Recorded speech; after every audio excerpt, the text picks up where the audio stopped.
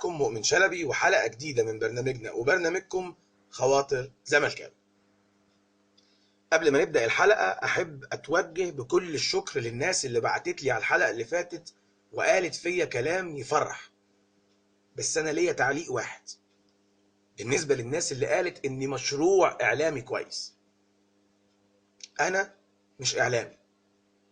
الإعلامي يا سادة، ودي وجهة نظري، هو الراجل اللي دارس إعلام ويتميز بالحيادية. وأنا بالصلاة على النبي بكالوريوس زراعة وزملكاوي متطرف.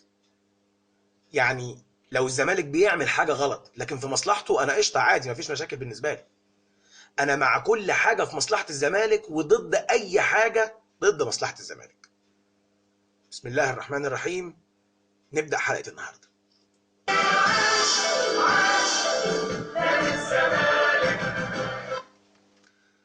في لقاء الوجه الآخر للزمالك، إيناسيو يقدم أول أوراق اعتماده كمدير فني للفريق.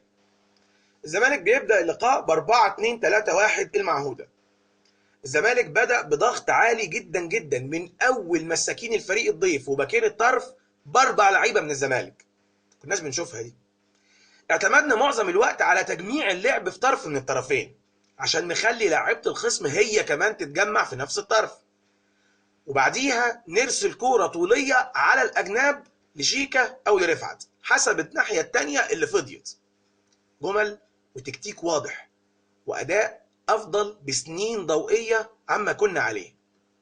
لعيبة الزمالك بتفتقد للثقة ولا تفتقد للحماس، وفقدان الثقة ده هو اللي ضيع علينا أهداف كتير كان ممكن نخلص بيها الشوط الأولاني 3-0 مستريح. فريق كابس يونايتد فريق أنا مش عارف الحقيقة إزاي وصل للدور ده وإزاي قدر يخرج فريق بحجم وإمكانيات مازيمبي، لكن مصلحة. شيكا ورفعت وباسم والحماس الشديد اللي لعبوا بيه بيقول مين الأساسي الفترة الجاية. زمالك لسه عنده مشكلة في الاستلام والتسليم، لكن طول ما إيناسيو سايبينه يشتغل هتتعالج. حاجة غريبة قوي حصلت النهاردة. خير اللهم اجعله خير. علي جبر لعب بدماغه كورتين كانوا بين الثلاث خشبات.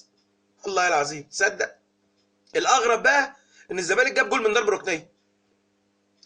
حد يعمل فيا معروف ويقول لي معروف بيعمل إيه النهاردة؟ كل كورة بيباصي لورا لورا لورا. إيه يا عم مالك؟ حد مخوفك من قدام؟ بس برضو الحقيقة في الآخر معروف ادانا سنة من ريحة معروف القديمة بعد الضربة الركنية اللي أحرز منها ستانلي الجون، وبعدها شوطة لو الحظ كان سنده بس كان جاب الجون الثالث. الأخ اللي على اليمين أسامة إبراهيم، أنت إيه؟ معانا ولا علينا؟ يعني لا بتهاجم كويس ولا في التغطية العكسية كويس وكمان بتعطل هجمات؟ يا ابني ارحمنا. نيجي بقى لنجم اللقاء الأوحد، إيناسيو. أيوة إيناسيو. إيناسيو هو نجم اللقاء. الزمالك اتقدم مع الراجل كتير قوي، تنظيم ودفاع وفرص كتيرة بتتخلق، ولو الراجل اتساب شغال في حاله كده لمدة شهر كمان الزمالك هيبقى في حتة تانية خالص.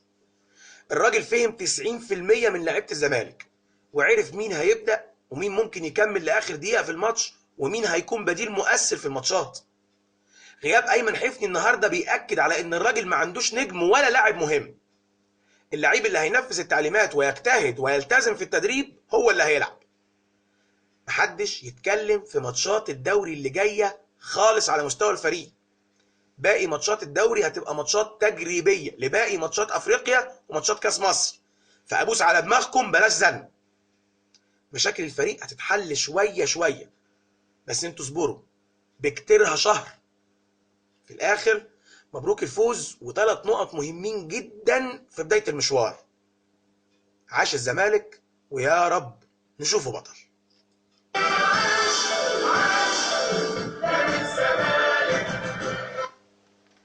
الحقيقة بعد ماتش كابس يونايتد المفروض ما نتكلمش في حاجة، بس الإحصائية الفكاهية اللي خرجت علينا بيها شركة صلاة واللي أظهرت فيها إن عدد مشجعين الأهلي في القاهرة العامرة أكتر من عدد سكان القاهرة أصلا، موضوع ما يتسابش. نكت والله. لا واللي بيصدقوها إيه؟ ناس طيبين قوي يا خال.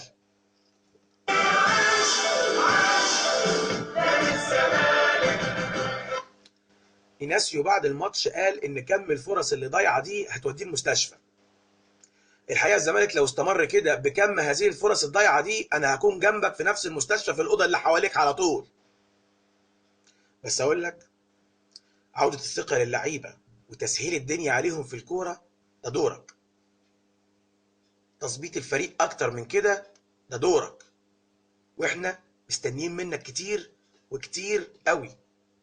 محدش في الزملكاويه النهارده متخيل انك مدير فني جاي تقعد لك شهر ولا شهرين وتمشي، ولا بعد ما هتنجح هتقلبنا عشان خاطر 200 300 الف دولار زياده وتمشي. كلنا متوقعين فيك انك راجل جاي تعمل تاريخ في الزمالك. مستنيينك.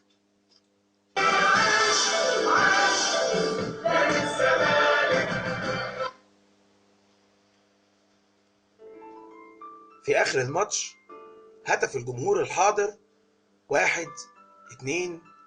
جمهور التالتة فين؟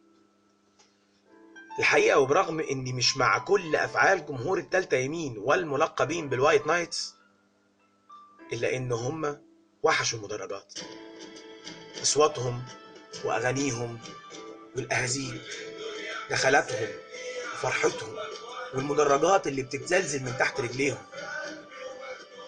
انا نفسي بجد بجد نفسي يرجعوا. عاش الزمالك.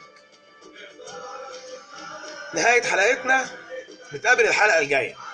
ماتش الزمالك الجاي يوم الخميس 18/5 مع وادي دجلة. توقع النتيجة صح واكسب كارت شحن ب10 جنيه لأي شبكة في مصر، واشوفكم كلكم الحلقة الجاية إن شاء الله. وفي الآخر، عاش الزمالك. في الفرحة وفي الشدة